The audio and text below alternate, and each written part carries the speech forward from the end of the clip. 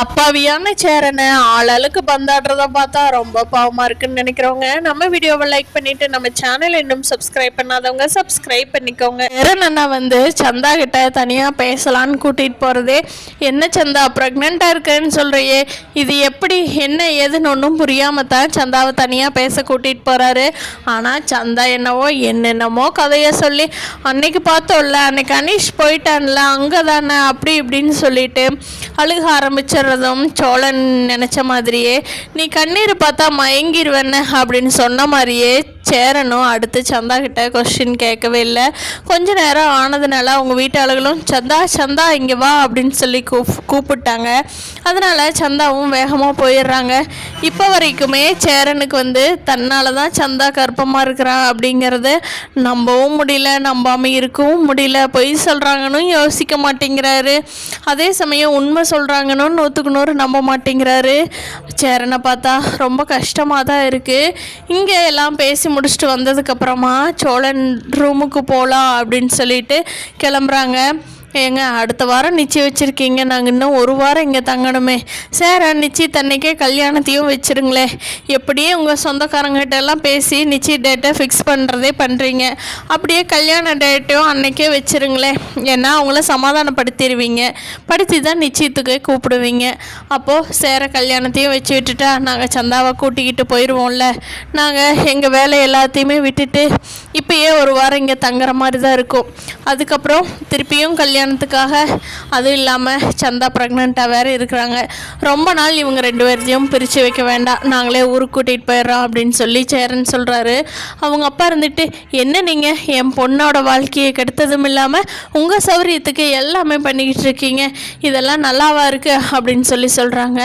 அப்போது அனீஷ் பையா தான் இங்கேயும் அங்கேயும் மாற்றி மாற்றி சொல்லி ஒரு வழியாக அடுத்த வாரம் நிச்சயத்தன்னைக்கே கல்யாணத்தை முடிச்சிடலான்னு சொல்லி ஒரு வழியாக சம்மதத்தை வாங்கிட்டாங்க.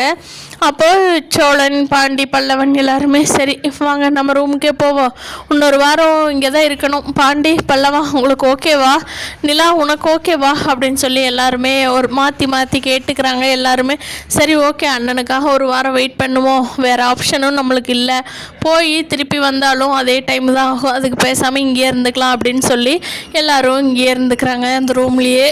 எல்லாரும் ரூமுக்கு போன உடனே அப்போவும் சேரன் சோகமாகவே இருக்காங்க. அப்போது சோழன் சொல்கிறாங்க, என்னண்ணே அதான் நீ ப்ரெக்னெண்ட்டான பொண்ணையே உனக்கு கல்யாணம் பண்ணி வைக்கிறதுன்னு சொல்லியாச்சல்லண்ணே, அப்புறம் ஏன் மூஞ்சி இழுத்துக்கிட்டே இருக்கிறீங்க அப்படிங்கிறாங்க. அதுக்கு நிலா சோழன் என்ன பேசுகிறீங்க, சந்தாவை கல்யாணம் பண்ணுறேன்னு சொல்லுங்களேன், அது என்ன எப்போ பாரு அந்த வார்த்தையவே யூஸ் பண்ணிக்கிட்டு பாவம் அண்ணன் அப்படிங்கிறாங்க. ஏன் நிலா அவரே அமைதியாக இருக்காரு, நீ ஏன் இப்படியே சொல்கிற சோழன் அப்படின்னு சொல்லி முறைக்கிறாங்க. சோழன் அமைதியாகிடுறாரு. அப்போது நிலா சொல்கிறாங்க, அண்ணன் நம்ம அங்கிளுக்கு எப்படி என்ன தகவல் சொல்கிறது, நிச்சயத்துக்கெல்லாம் அவரை வர வைக்கணுமே, இன்னும் வேறு யாரையாவது வர வைக்கலாமா, என்னென்ன பண்ணலாம், நிச்சயம் இங்கே வச்சதுனால நம்ம எப்படி அரேஞ்ச் பண்ணுறது, அதை பற்றி யாருமே பேச மாட்டேங்கிறீங்க, எப்போ பாரு சேரனா ஓட்டிகிட்டு இருக்கிற வேலையே வச்சுருக்கீங்க சோழன் நீங்கள் அப்படிங்கிறாங்க. சரி சரி நிலா, அதுவும் இருந்தால் தானே லைஃப் நல்லா ஜாலியாக போகும் அப்படிங்கிறாங்க.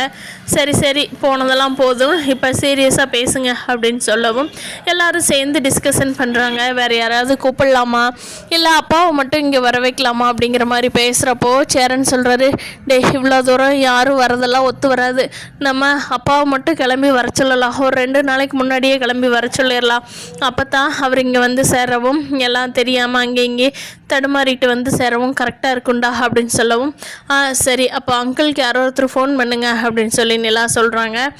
ஏன் நிலா நீயே பண்ணு நிலா, நாங்கள்லாம் பண்ணுனா அந்த ஆள் கூட பேசுனா சண்டை வந்துடும், நீயே பேசு நிலா அப்படிங்கிறாங்க. ஆமாம் அங்கிள் எப்படி தனியாக வருவாங்க, நம்ம போய் கூட்டிகிட்டு வரணுமா அப்படிங்கிறாங்க நிலா. சோழன் சொல்கிறாங்க, ஏய் நிலா என்ன நினச்சிட்ட, அவர் தான் லாரி ஆல் இந்தியா பர்மிட்டுன்னு சொல்லுவார், இப்போ இங்கே வரமாட்டாரா, அதெல்லாம் அவருக்கு தெரியும் நிலா, நீ இடத்தையும் ஊர் பேரையும் மட்டும் சொல்லு, ஜல்லுன்னு சேர்ந்துருவார் அப்படிங்கிறாங்க சோழன். சரிங்க சோழன் அப்படின்னு சொல்லிட்டு நடேசனுக்கு ஃபோன் பண்ணி இங்கே நடந்த விஷயத்தையெல்லாம் சொல்லி அண்ணனுக்கும் சந்தாவுக்கும் அடுத்த வாரம் நிச்சயம் வச்சுருக்காங்க அங்கிள், அன்றைக்கே கல்யாணத்தையும் வைக்க சொல்லியிருக்கோம் சரின்ட்டு சொல்லியிருக்கிறாங்க. ஆனால் இன்னும் அவங்க சொந்தக்காரங்கிட்ட எல்லாம் தகவல் சொல்லி வர்றப்ப என்ன சொல்லுவாங்கன்னு தெரியல அப்படிங்கிறாங்க. அதுக்கு நடேசன் இருந்துக்கிட்டு, ஏமா அவனுக்கு பேச்சுக்கு ஏமா ஒத்துக்கிட்டு வந்த, அந்த ஊர்க்கார பையனுங்களா பெரிய ஃப்ராடுக்கார பையனுங்கம்மா அந்த ஊர் சொல்லுவானுங்க. அப்புறம் அப்படியே மாற்றி வேறு யாருக்காவது கல்யாணம் பண்ணி வச்சாலும் வச்சுருவாங்க. இல்லை அங்கிள், அப்படி நடக்கிறதுக்கு வாய்ப்பே இல்லை அப்படின்னு சொல்கிறாங்க. இல்லைம்மா, நீ நம்ம ஊர் மாதிரி யதார்த்தமாகவே நினைக்காத அப்படிங்கிறாங்க.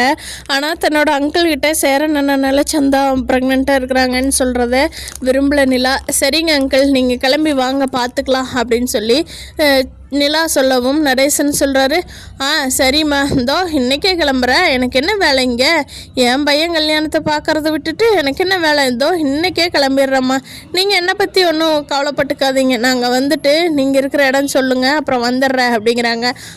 சரிங்க அங்கிள், பார்த்து பத்திரமா வாங்க அப்படிங்கிறாங்க. சரிம்மா, நான் கண்டிப்பாக சீக்கிரமாக கிளம்பி வந்துடுறேன், நீங்கள்லாம் பார்த்துக்கோங்க அப்படின்னு சொல்லிட்டு வச்சிட்றாரு. இங்கே பாண்டிக்கு வானதி ஃபோன் பண்ணுறாங்க. பாண்டி, எங்கே பாண்டி இருக்க அப்படிங்கிறாங்க. எங்கே வானதி, இங்கே தான் சந்தா அண்ணியோட ஊரில் தான். அவங்க எல்லாம் கல்யாணம் பண்ணி வைக்கிறதுக்கு சந்தாவுக்கு ரெடி பண்ணிட்டாங்க. நாங்கள் ஒரு வழியாக தடுத்து நிறுத்தி இப்போ தான் கல்யாணத்துக்கு ரெடி சம்மதம் வாங்கியிருக்கிறோம். நம்ம அண்ணனுக்கு கூட அடுத்த வாரம் தான் நிச்சயம் வச்சுருக்காங்க. அப்புறமா நீ என்ன பண்ணலாம், கல்யாணத்தையே வச்சிடலான்னு சொல்லியிருக்கிறோம். ஆனால் அதுக்கு அவங்க ஒத்துக்குவாங்களா என்னங்கிறது இனிமேல் தான் வானதி பார்க்கணும் அப்படிங்கிறாங்க. அப்படியா பாண்டி, இப்போவே சேரன்னா கல்யாணமா அப்படிங்கிறாங்க. ஆமாம் வானதி, நீ என்ன நினச்சிக்கிட்ட, அண்ணனுக்கு கல்யாணம் தானே சொன்னேன், ஏன் அதுக்கே எவ்வளோ ஆச்சரியப்படுற அப்படிங்கிறாங்க. இல்லை பாண்டி, நீ சொன்ன திட்டக்கூடாது அப்படிங்கிறாங்க. சொல்லு, எப்படி இருந்தாலும் ஏதோ ஒன்று நான் திட்ட மாதிரி தான் சொல்ல போகிறேன், சொல்லு அப்படிங்கிறாங்க. இல்லை, அண்ணனுக்கு கல்யாணம் ஆயிடுச்சுன்னா அடுத்த முகூர்த்தத்தில் நம்ம கல்யாணத்தை வச்சுக்கலாமாடா பாண்டி அப்படிங்கிறாங்க. வானதி, நான் என்ன சொல்லிகிட்ருக்கிறேன், எவ்வளோ சீரியஸாக பேசிகிட்ருக்கிறேன், நீ என்ன பேசிகிட்ருக்கிற அப்படிங்கிறாங்க. நானும் தான்டா சீரியஸாக பேசுகிறேன், அது என்னடா நீங்கள்லாம் உட்றான்னு வச்சுக்கிட்டு பேசுனா சீரியஸ்னஸ்ஸு, நான்லாம் கோவமாக கொஞ்சம் ஒரு வார்த்தை பேசினா கூட அது காமெடியாக தெரியுதாடா, எப்பட்றா அப்படிங்கிறாங்க வானதி.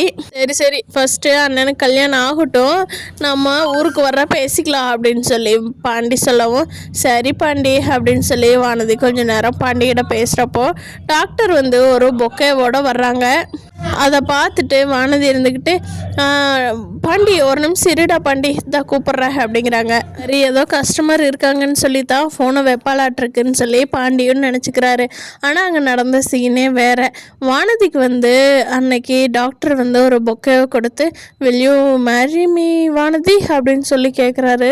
வானதிக்கு பயங்கரமான ஆச்சரியம். டாக்டராக இருக்கிறவரை கல்யாணம் பண்ணுறதுக்கு யாருக்கு தான் வேண்டான்னு சொல்லுவாங்க. என்ன டாக்டர், திடீர்னு திடுதிப்புன்னு இப்படி ஒரு சர்ப்ரைஸாக கொடுத்துருக்கீங்க அப்படிங்கிறாங்க. டாக்டர் சொல்கிறாங்க, இல்லை வானதி, ரொம்ப நாளாக நான் பார்த்துட்டு தான் இருக்கேன், 2 பேரும் ஒரே ஃபீல்டு, ஒன்று 2 பேர்த்துக்கும் பிரச்சனை இல்லை, ப்ராக்டிக்கலாகவும் பார்த்துட்டேன், யோசனையும் பார்த்துட்டேன், நம்மளுக்கு நல்லா வைபிளாக ஒரே ஆங்கிளில் இருக்குது வானதி, அதனால தான் உங்களுக்கு எதுவும் ஆட்சேபனை இருந்தால் சொல்லிடுங்க, ஒன்றும் பிரச்சனை இல்லை, நம்ம ஜென்யூனாகவே டீல் பண்ணிக்கலாம், என்ன வானதி, ஓகேவா அப்படிங்கிறாங்க. வானதி எதுவுமே சொல்லாமல் அமைதியாக இருக்கிறப்போ ஒரு பேஷண்ட் வர்றாங்க அங்கே வழியாக. சார், உங்களுக்கு பேஷண்ட் வந்துட்டாங்க, நீங்கள் போகிறீங்களா அப்படின்னு சொல்லிட்டு வானதிஸை பார்த்து கேட்குறாங்க. டாக்டர் சொல்லுங்கள், ஒன்றும் அவசரம் இல்லை வானதி, மெதுவாக யோசித்து சொல்லுங்கள் அப்படிங்கிறாங்க. இப்படி தான் இந்த கதை போக போகுதுன்னு நான் நினைக்கிறேன். ஃப்ரெண்ட்ஸ், நீங்கள் என்ன நினைக்கிறீங்கன்னு கீழே கமெண்ட் பண்ணுங்கள். தேங்க்யூ.